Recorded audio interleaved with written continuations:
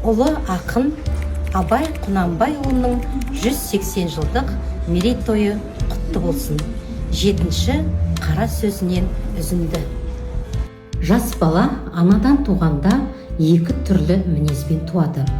Біреуі ішсем, жесем, ұйықтасам деп тұрады. Бұлар тәннің құмары. Бұлар болмаса, тән жанға қонақ үй бола алмайды.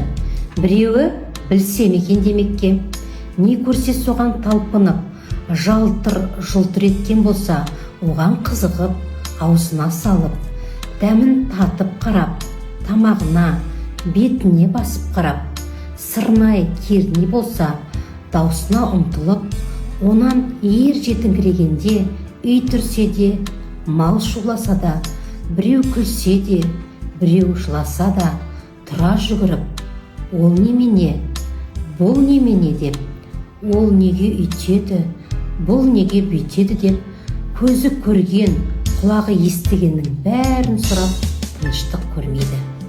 Мұның бәрі жан құмары, білсем екен, көрсем екен, үйренсем екен деген.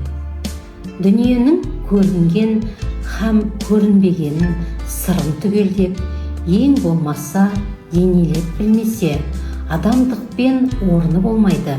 Кісіні тауып сұранып, ғылым тапқандардың жолын неге салмайды екенбіз?